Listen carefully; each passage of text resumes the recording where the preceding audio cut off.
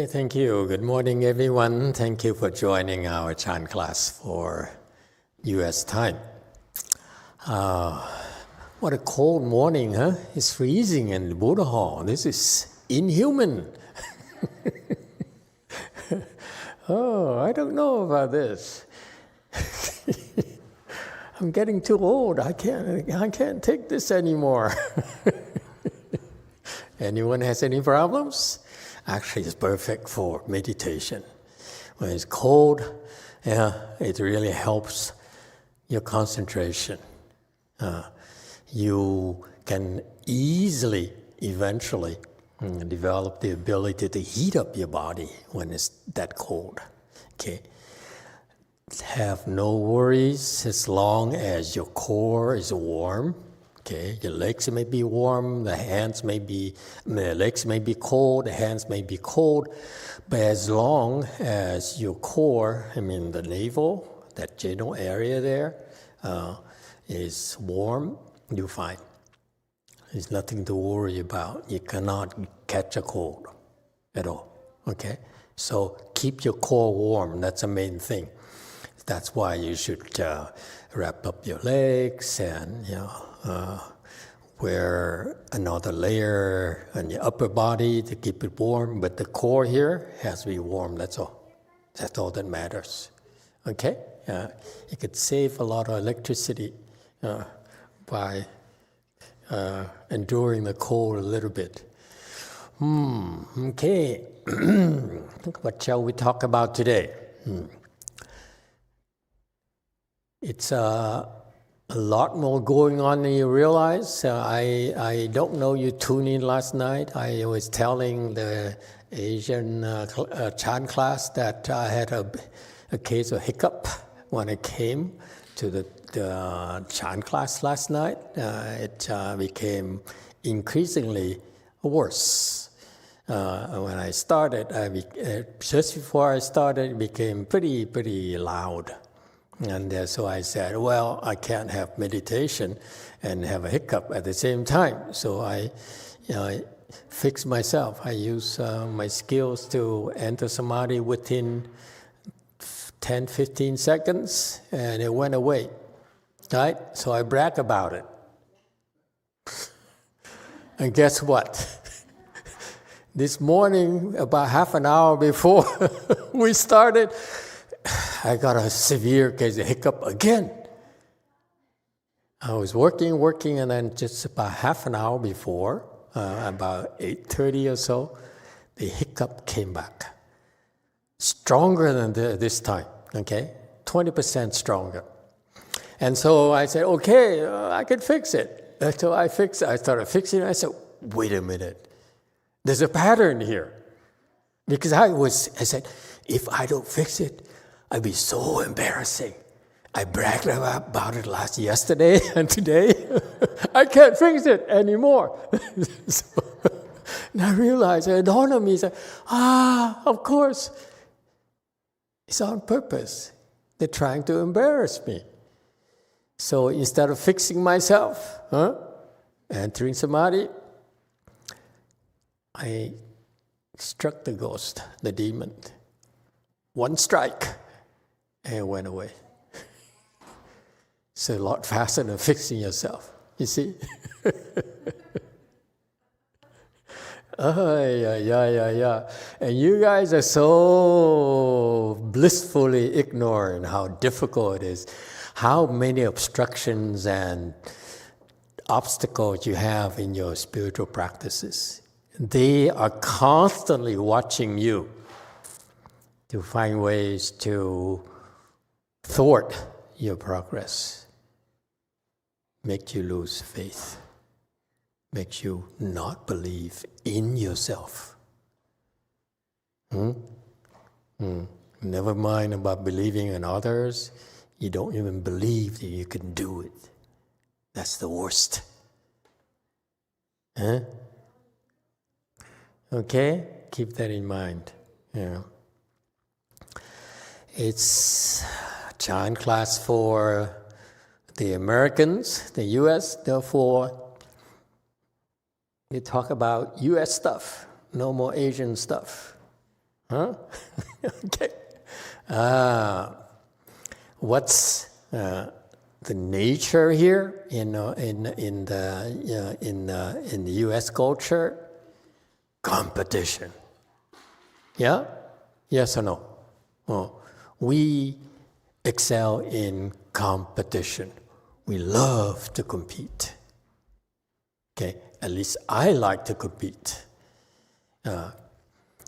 Since very early age, I went to French high school, so I realized that I wanted to be better than the French. And here, I realized that the Americans have so much diversity that it's even more competitive. The French actually are sort of like, how shall I say it? What's the appropriate word? They are sort of like look down upon the Vietnamese, the Asians, the Indians, and so forth. They think they're superior, okay?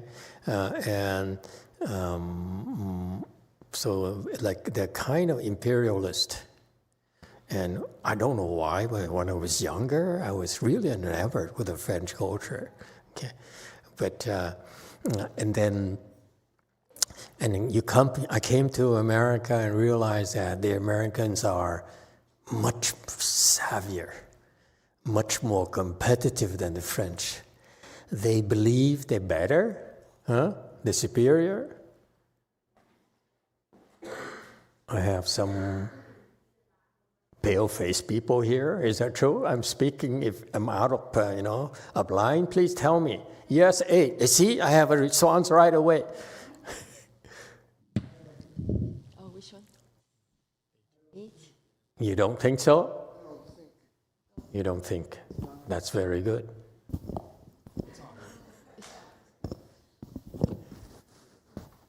Yeah, it's working. It's on? Yeah, it's. Sorry. I don't think we think we're superior. I think there's a prevailing concept that we have better ideas. Yeah, you better. And ideas are only as good. You think you know better than us. Ideas are only as good as the people that are working them out. And with the Yankee industrialism. No. You believe you know better than the rest of the world. No, better than the French. That's for sure. That's easy. Come on. It's not just you think you better, you know better, but it's also one thing that really makes you stand out is that you set yourself out to prove it. You earn it. This is American culture. We earn it. If we believe in something, we make it happen. We don't just talk about it. And we stay ahead of the competition. Yeah? This society is so competitive. You compete. Okay? And also what's wonderful about this is that we leave room for everyone to be themselves. And the one thing that's very, very nice is that there's the worship of the individual. We tolerate it. It's so beautiful. Okay? But the top of the heap, you believe you know better and you're out to prove it, day in and day out. And this is American culture that I really respect and have so much admiration for it. You quietly make yourself better, and then you stay ahead of the competition. That's a culture. Whereas the Asians tend to rest on their laurels, the French, the British not as much as the French, but they rest on their laurels, on the past glories. French Empire, Spanish Empire, and so forth. Even Great Britain has that problem as well. They still have this king thing. Oh my God. Well, it's one of the most ludicrous thing to have is a king. Emperors, I can buy that, like an American emperor. Yeah. But kings? The British king, look, the current one is so weak. Why don't I like it? It's because it's inherited. It's nonsense. In our culture, you must deserve it. Otherwise, get out. Okay? The cream rises to the top in our culture. The British just have to be born into it. And King Charles is so weak his entire life. That's what happens to people who have too much privilege. They never had to struggle. Anyway, Chan culture is what? We make you struggle. And as long as you don't quit, you get better and better and better. That's the spirit of Chan. This is why I respect the Koreans so much. Believe me, because they are fearless. The more I challenge them, the more they rise to the occasion. They're not afraid. Okay? But they have a weakness. I'm not going to tell them. So that we are ahead of them.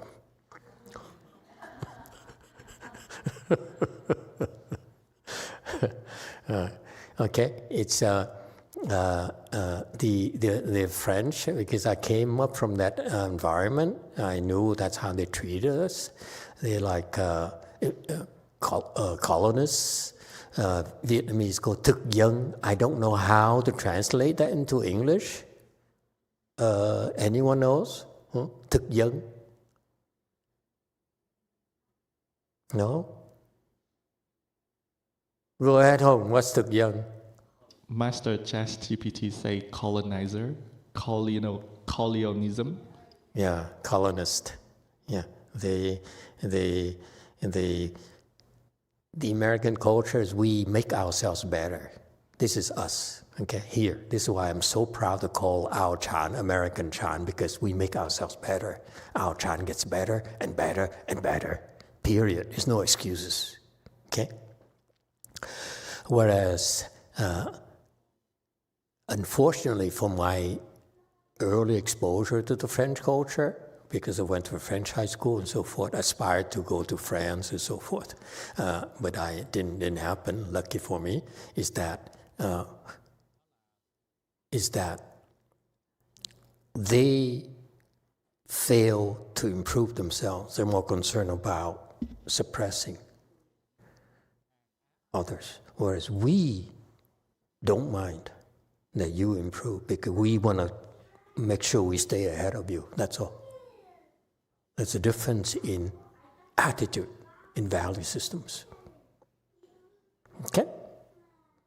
Well, I just lost a lot of French cultivators. It's just gossiping. It doesn't mean anything. French people, wow, je vous aime. I love you. Love France. I love the French culture. Louvre is the best place on earth to me. Okay, and French butter, oh, and cheese, oh my God. And Dom Perignon, $254 at Costco nowadays. Such a steal. Buy it before it triples in price. Okay, anyone wants to discuss anything? Has anything they'd like to, they're curious about? Okay. Again, you're not afraid, okay? Our Chan, American Chan, is not afraid of any other Chan. We compete. We will be better than you.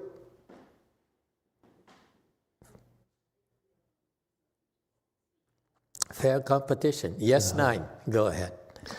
Before Metaphor Master. So I want to ask you a question. Like there are wealthy businessman in Vietnam. He's like a king of coffee. And recently he opened a meditation retreat. He also the meditation practitioner. And he opened meditation retreat. And his slogan is coffee and meditation. So my question is that like when we drink coffee and meditate, is it like contradict to the Chan meditation basic? Good question. He's Buddhist, right? Yeah, he Buddhist, yeah. The last thing I want to do is offend a Buddhist meditator who's rich. Okay? But on the other hand, I have a big mouth. So, okay. Does he own Trung Nguyên, for example, coffee shop? Trung Nguyên, he like Oh, Trung Nguyên owner, yeah. You're making it difficult for me to be honest. So he very spiritual, yeah. Okay. We doing a similar thing. My Korean students started this thing called Chan and tea at the tea shops, and they're very, very active. Lots of people there. They're helping a lot of people in Korea, so we're doing a similar thing. Personally, this is a fact. Personally, my body rejects coffee because I know that it's not good for my body. Okay, and the more I meditate, the more my body is repulsed by coffee. Tea is okay because the Chan masters like Master Xu Yun, Master Shenhua, maybe, I'm not sure about Master Shenhua, but a lot of, in the Chan halls, they serve tea during the Chan Qi, okay? So it's helping the Chan practice. And I find it to be true. This morning at 6, I heated up some leftover tea about 3 days ago, and I drank it. It didn't hurt my meditation at all. Okay. Whereas if I drink coffee, it has side effects that's not good for your nervous system, for my nervous system. That's what I can tell you, because I'm no doctor. I can only go with how my body reacts to it. My disciples, quite a few of them, especially the Korean ones, they're all coffee addicts. Jumi, are you a coffee addict? What happened to her? 마스터, 저는 지금 산호세에 있고요. She's in San Jose. Okay. 네, 산호세에 있고 저는 마스터 법문을 듣고 나서 커피를 마시지 않아요. 네, 1년에 한 번, 2번 마셔요. 정말로. 네. Master, I'm in San Jose right now, and Why? 왜 산호세 갔냐? What did you do? Did Master Z told you to go to San Jose? 아니요, 마스터지는 제가 산호세에 가도 된다고 했습니다. Master Z only said that I can go to San Jose.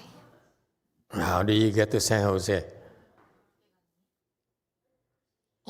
자고 일어났더니 산호세에 있었어요.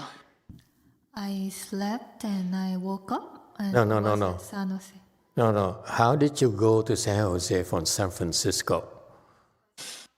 Who drove you? 사실은 어제 법장사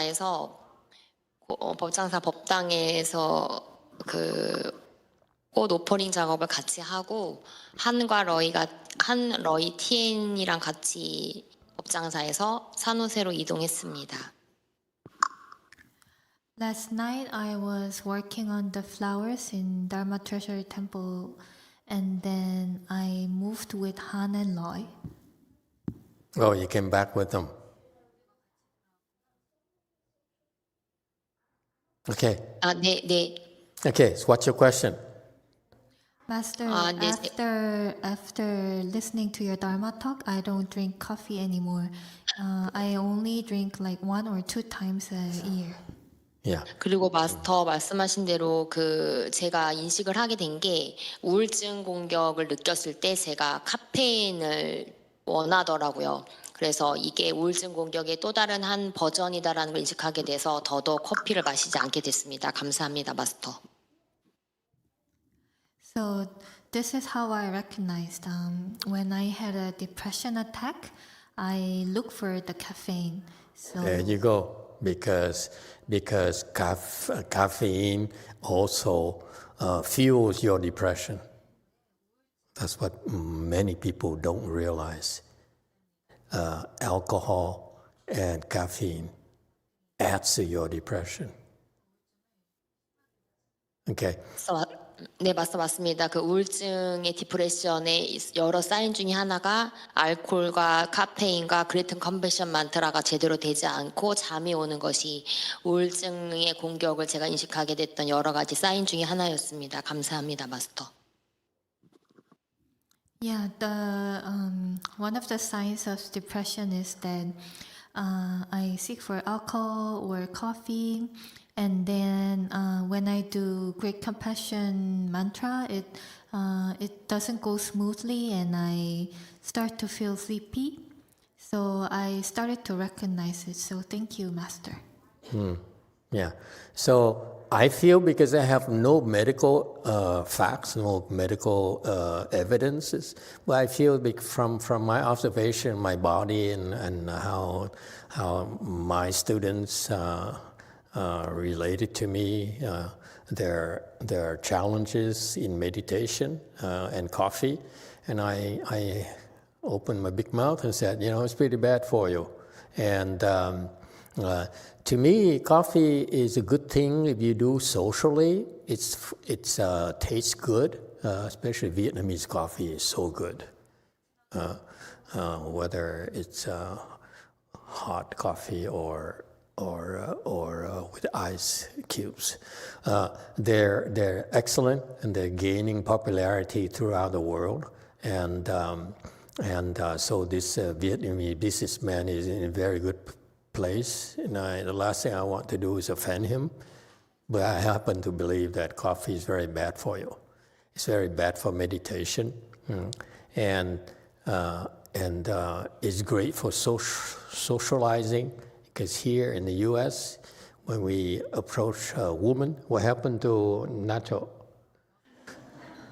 We approach a woman, we ask, how about coffee later? Huh? I buy you coffee. It's cheaper than dinner or lunch, let's face it. Okay? So to me, that's the only acceptable thing is when you buy coffee to a woman. I'm kidding. You gotta have fun. Just because you do chant doesn't mean you have to deprive yourself of all the funs in the world. Okay? Can you imagine what happened to Nacho? I'm trying to get Nacho to learn to get rejected by more women.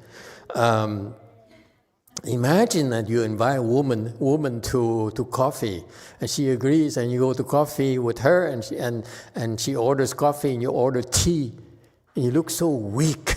Come on, wrong time, okay, to be right. It's okay to be weak. I mean, to be wrong and have fun, okay? Anyway, clearly his meditation skills are very low. That's why he's not aware of the detrimental effects that coffee has on your body, okay? And it's good that he's promoting meditation. So it's sort of like half-assed from American perspective, because if he were more knowledgeable, he'd be promoting Chan instead of Hinayana meditation. Chan meditation, we know better. It's not good for the body. Actually, some of my disciples, like this woman here, she was old, and she's no longer with us. She was a fourth stage Arhat, and she was driving her to San Jose from here, and we stopped by Casa de Fruta about 7 in the morning, and we were sleepy, and I got some coffee. This is a long time ago, 10, 15 years ago, and she had some coffee too, and she was shaking like crazy. And my mind was shaking. My body wasn't shaking, but my mind was shaking. It was like that inside. So it tells you, it tells me that it's so bad for your nervous system. Anyway, and that's the nature of the thing. These people, they have good intentions, and people like Buffett, like him and so forth, they have good intentions, but they don't know better. That's why they're promoting the inferior dharmas, okay? And yeah, we may offend a lot of people, but we're supposed to speak up as spiritual practitioners, spiritual leaders, tiny spiritual leaders. We're supposed to speak what we know. Whether you believe it or not, it's not that important, okay? Because eventually it will be clearer to people. Like I try to tell my Korean disciples, reduce your coffee consumption, switch back to tea. Tea is very expensive, more expensive than coffee, okay? There's a lot less harmful to your nervous system than coffee. Coffee is very bad for you, okay? Yes, 8. Master, we could add also that coffee is high in acidic content, and it's very upsetting to a stomach that already generates a lot of acid. I found out the hard way, so Tea too. I love it, but I cut it out. Tea too is very, very bad for your stomach as well. It has things there, okay? But when you meditate, it's not a big deal. All right. Coffee is more addictive than tea. Tea is not addictive, but coffee is very, very addictive because my Korean disciples, I know some of them, they're so addicted to coffee. They say, yeah, I want coffee. That kind of thing. Doesn't matter what I say, I still want coffee. Okay. Yes. Yeah, Master, we have a few YouTube questions. Yes. One is from Robin Sandalwood. She says, Master, is there a particular reason why the medicine master Buddha Dharma is in decline? This is particularly odd to me, given Manjushri Bodhisattva's vows in the sutra.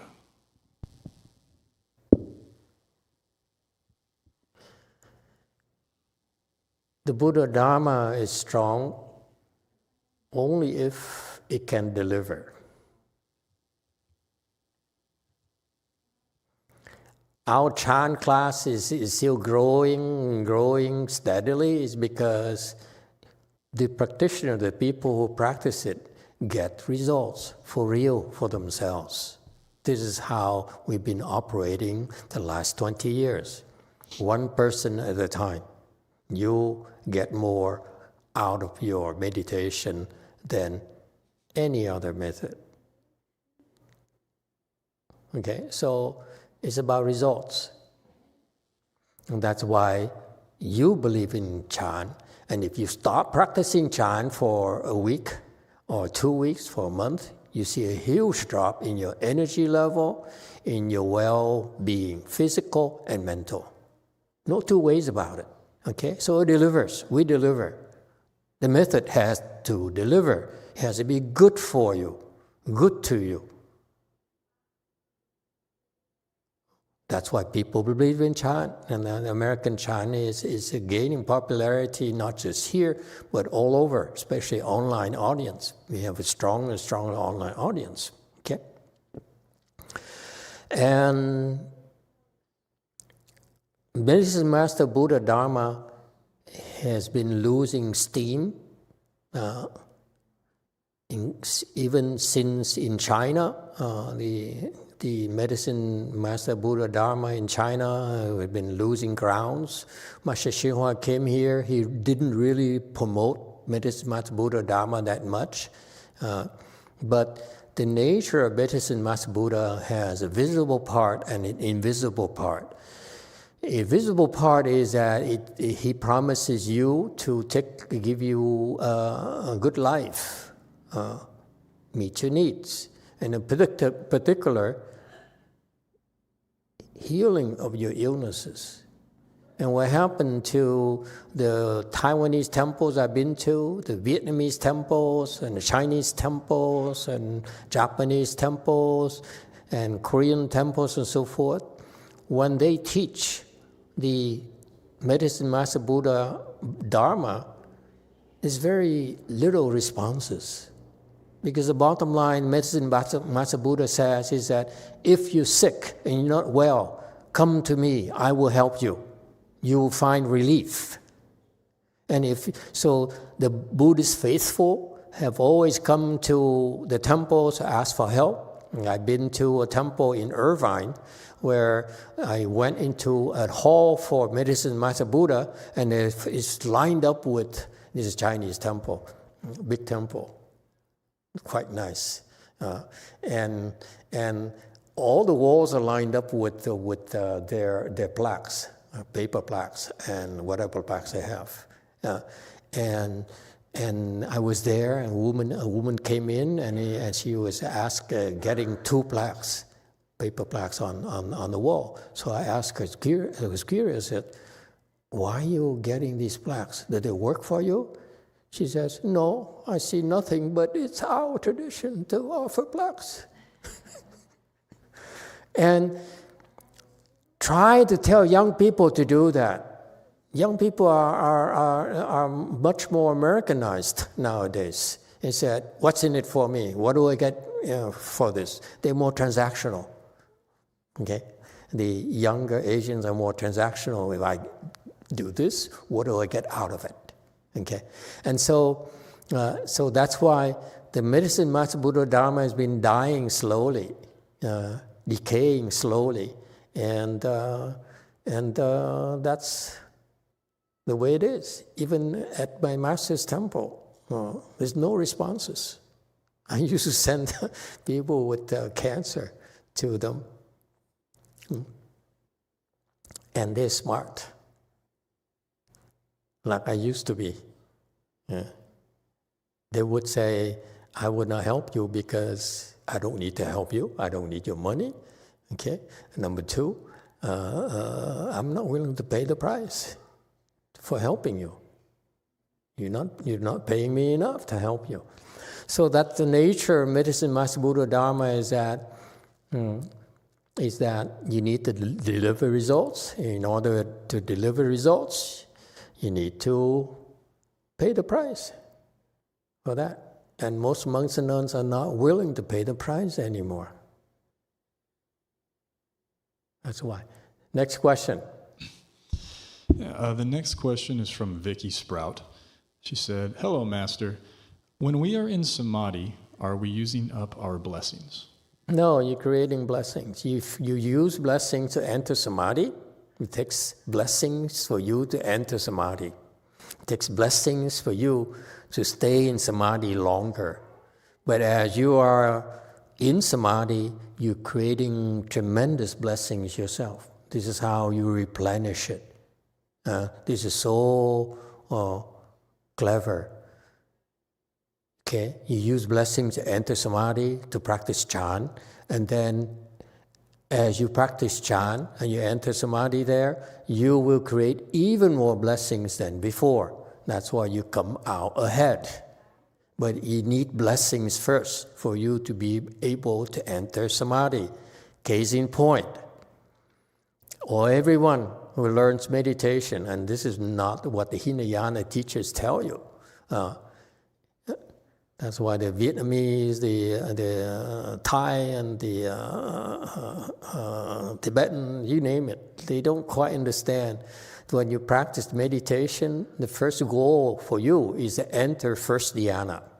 Once you enter first dhyana, you have a taste of dhyana, of bliss, and you say, wow, this is nice.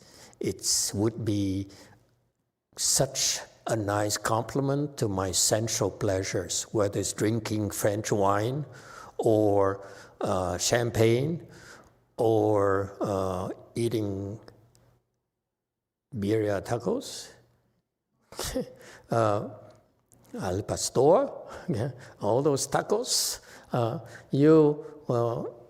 Those are very, very nice, very complementary in a sense. You enjoy your sensory pleasures, but then you also experience something that's blissful as well, so that transcends your sensory pleasures. Okay, this is why when you practice meditation, all the meditation students must be aware of that, is that you need, the first goal you have is to enter first dhyana. Not just meditation, whether you recite the Buddha's name, when you recite mantras, you do Tibetan, you do Japanese mantras, it doesn't matter. You need to enter first dhyana.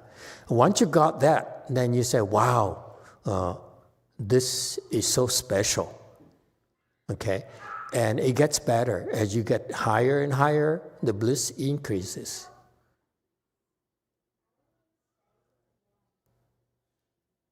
More and more and more. Okay, so that's why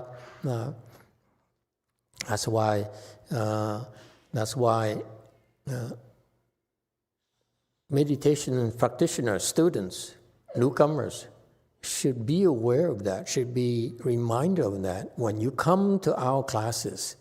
Again, for you, all of you instructors and teachers, you should remind them, you have the chance to come here and learn meditation from us.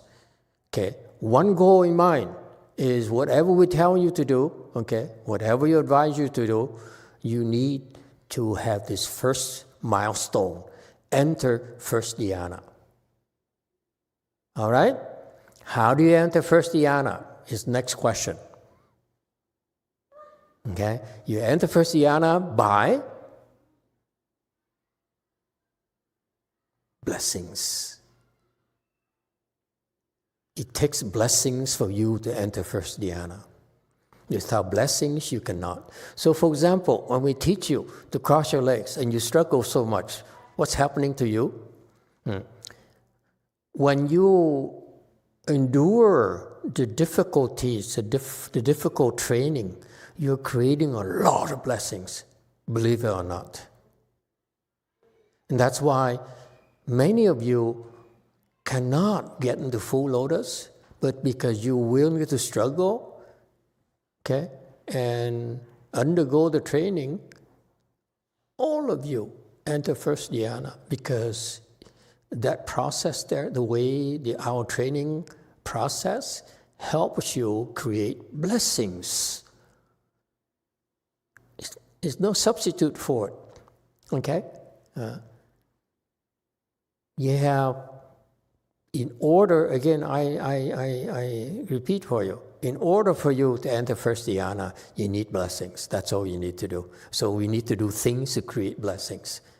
Okay, whether you cross your legs, whether you do things to generate blessings for yourself, generate merit and virtue for yourself, like helping others, okay, go in a soup kitchen, whatever, okay, or help an old lady cross the street, okay, all those contribute towards your blessings. And when you have enough blessings, you will enter first dhyana, and you say, wow, this is nice. I'd like to have more of this. It's real. And you're able to generate it yourself. You don't need anything else. Don't need anyone else. Okay? It's a skill that you can carry with you lifetime after lifetime after lifetime. That's how important it is. And don't stop there. Go further. Okay, so that's why all of you, when you learn meditation or when you teach meditation, okay, especially to newcomers, remind them of that. As long as you're here, I want you to get this message. Okay, get into first dhyana, at least. And if you're there already, you've been practicing for a long time, reciting Buddha's name, get higher level of samadhis because you will feel better. You'll be happier. You'll be healthier. All the good things. Okay? Anyone else? No more? No more questions? Yes, too. Thưa Thầy, con chỉ muốn nói về cái vấn đề mà nãy Thầy nói, vấn đề mà cái bài vị của Dược Sư đó Thầy. Là bà xui con là mẹ của Charles á. Khoảng mấy tháng trước bà bị bệnh cao máu trên khoảng 250 mấy luôn. Thì lúc đó đi vào nhà thương cứ đi vô đi ra như vậy khoảng 200 mấy. Lúc đó là bà đi vô đi ra nhà thương khoảng 4-5 lần á. Mà nhà thương cũng không biết là bà bị cái gì luôn. Thì lúc đó về mới đầu thì bà đi vô khoảng 3 lần thì Charles có khuyên bà là hãy ngồi thiền á, thì bà không có tin. Bà nói bà không có tin, bà không có chịu làm. Xong mà tại vì bản thân của bà là một người y tá, một người nurse. Thì lúc đó Thùy mới thỉnh cho bà cái bài vị 3 tháng. Và sau đó thì sau 4-5 lần vào nhà thương thì bà trở về nhà thấy không được kết quả, uống thuốc không được luôn. Thì lúc đó bà chịu ngồi thiền. Sau khi thỉnh cái bài vị xong thì bà chịu ngồi thiền. Và sau đó bà đã nhẹ bệnh, cái máu của bà nó đã tụt xuống bình thường. Và bây giờ bà vẫn tiếp tục ngồi thiền mỗi lần như vậy là được 15 phút. Bà là đạo Công giáo. Dạ. Con chỉ muốn chia sẻ thôi, cái bài vị Dược Sư rất là hay. Và chính bản thân con cũng vậy. Mỗi lần con bị bệnh á, giống như con sẽ ngồi trì chú Dược Sư khoảng 108 lần. Thì sau đó con sẽ toát mồ hôi ra, da cái căn bệnh của con cũng nhẹ. Cũng như mới vừa rồi con bị chích ngừa cái tay bên trái con á, mà nó 108 lần. Và sau đó thì sẽ toát mồ hôi và cảm thấy nhẹ người, nhẹ bệnh, bớt bệnh. Và mới vừa rồi con cũng chích ngừa bị cái cánh tay trái nó đau. Và nó đau qua bên cái lưng của con luôn, nó bị lói, nó tức và nó khó thở. Con không có lễ Phật được. Và con rất là buồn, con nói con mới có ý nghĩ là lúc mà đúng là vô thường, lúc mà mình lễ Phật được thì mình phải ráng cố gắng lễ. Để những lúc mình yếu, mình đau thì mình sẽ không lễ Phật được, mất đi cái phần cơ hội. Và sau đó con đã nhất định đứng lên, đau cỡ nào con cũng quỳ lại xuống cho nó tức lối. Con nói cho mày chết luôn thì con lại một hồi và trì Dược Sư. Sau đó thì con đỡ bớt rất là nhiều. Con cảm ơn Thầy đã nhắc nhở cho chúng con để mà biết niệm trì chú Dược Sư và tu tập cái pháp môn Dược Sư.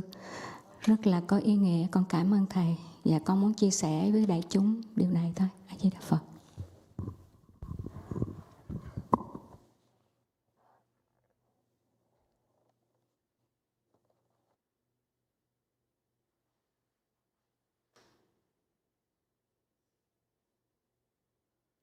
Hello, Master. I just wanted to talk about a matter.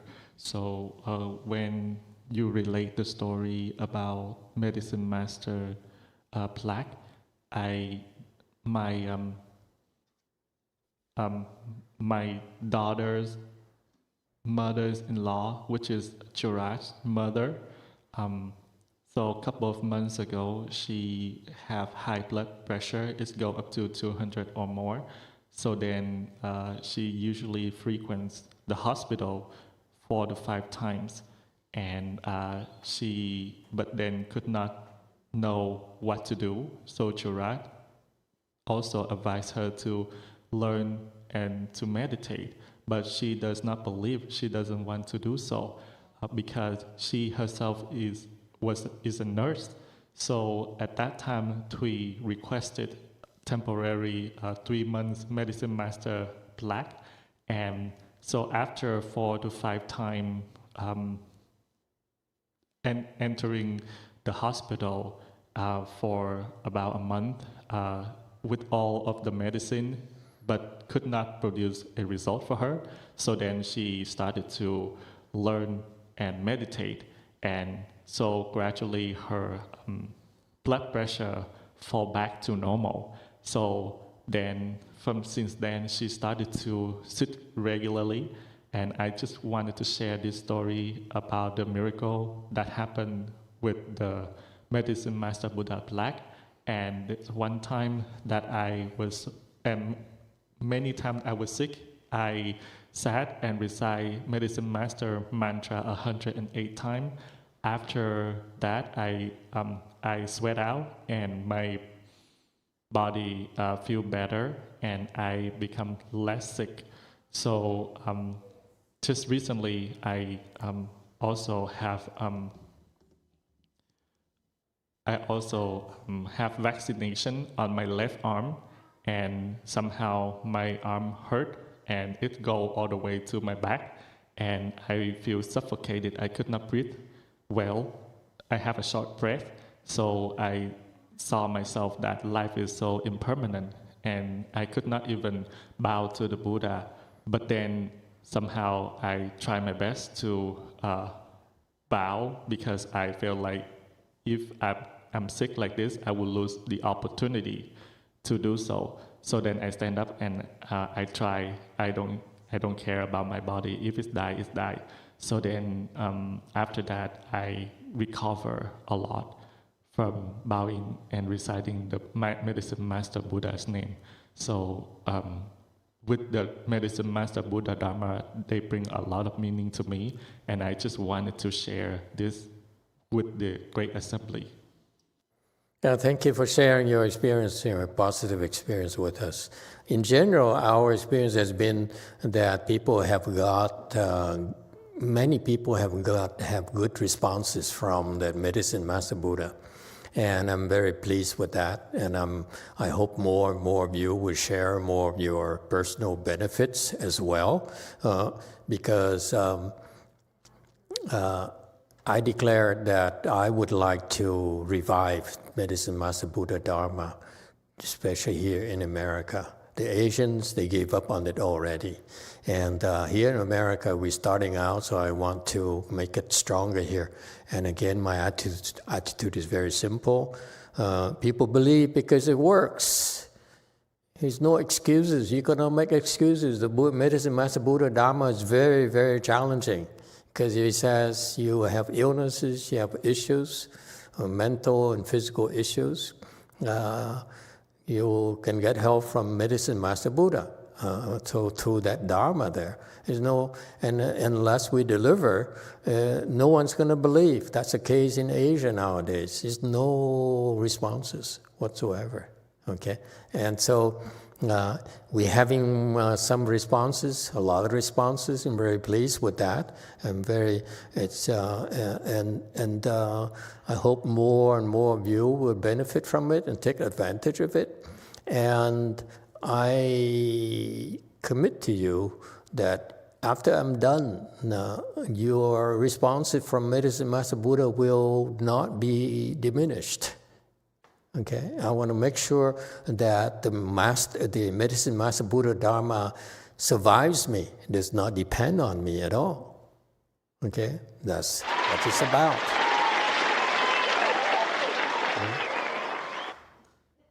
Yes, 3. Good morning, Master Amitofo. Sorry if this question already answered, but I want to ask, so once Master's given the analogy that our mind is kind of an open house, and then the guests could come anytime they want. So these guests will cause troubles. So I want to ask, is there any way we can, lock the house and give some sign of like beware of dogs so they don't come into the house? The context is sometimes I would realize the attack and then cross my leg and sit it out and then endure it until it's gone. And then my question comes is like Master gave us all these tool bags of what we can use, recite mantras, things like that. But I think I still very early, so I don't know where's the appropriate time to use the mantras. So that's why I want to ask, when should we use what? Thank you, Master. Okay. You should not be afraid. You should not live so scared that people will come to your house. Many of them are able to come to your house because they have the right to. For example, your bank who owns your mortgage and come to the house. The agents can come into your house. Okay? Your relatives, your friends can come to the house. So many people are able to come to your house. Okay? And that's life. Nothing to be afraid of. For example, snakes can come into your house. Anyone? Huh? Cockroaches can come to your house. You cannot stop them coming. That's the nature of cohabiting in society. We have exposures to others. There's no need to be afraid of. Instead, use it to develop skills. The one thing that we teach you about Chan is you should not have to live scared. Scared is for weak people. When you learn Chan, you become stronger and stronger because you become less scared. Okay? You'll be taught skills and you're given tools to defend yourself. They come to your house. I told you this morning about my hiccups. You dare come to my house and cause trouble for me. Be prepared to pay the price because I have tools to harm you, to hurt you. And this is a time where I use my tools for experiments. You dare come to my house. Now I feel entitled to see how good my weapons are. I have many weapons, okay? And this is a time for me to try them out. Welcome to my home. Okay? I hope you stay as long as you like. Okay? Have no fear. There's no need to be fearful. Fearful for weak people. You know, one of the things that you see that your Chan skills are developing properly is you become less and less fearful.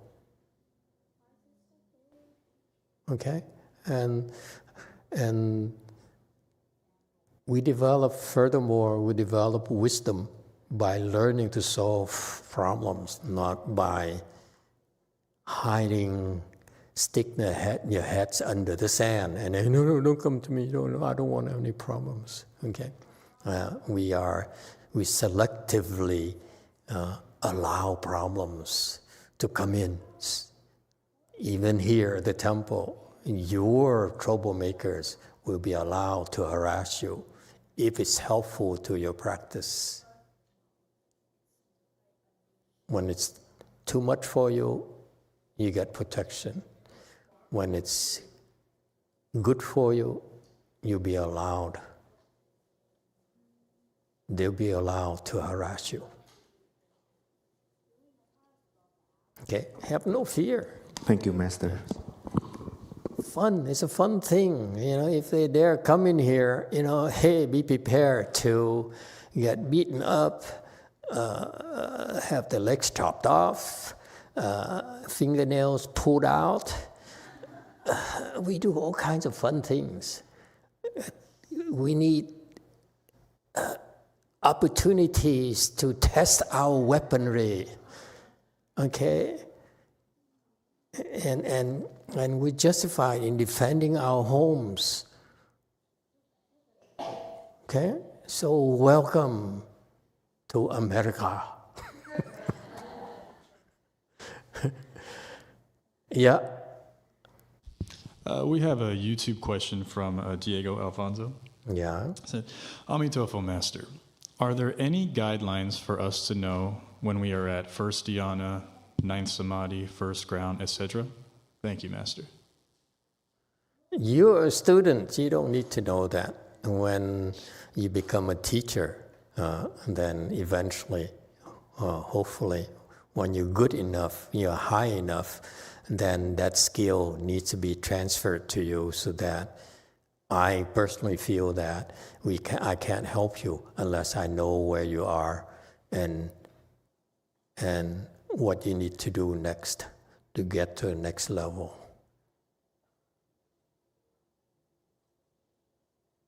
So it's a teacher's skill set. It's not for you students. Okay? The Chan teachers will be trained properly. And when they're good enough, they'll be taught.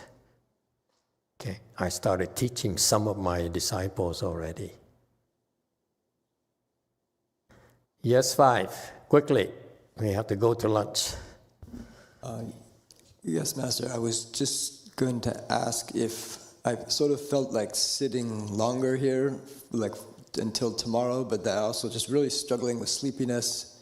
I don't know if it's of benefit to sit here longer, just from, I sort of feel just crossing my legs and being here should be helpful, but then I'm just sleeping a lot.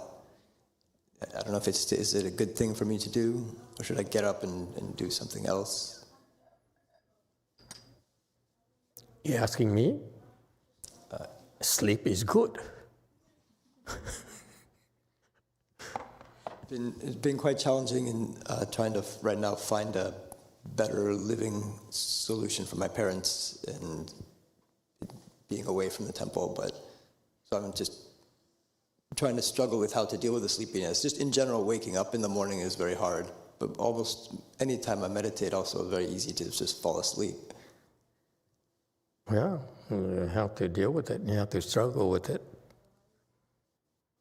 Okay? You still don't get it, do you? After all these years, you still don't get it. Struggle is good. Struggle away. That's what makes a man out of you. Struggle.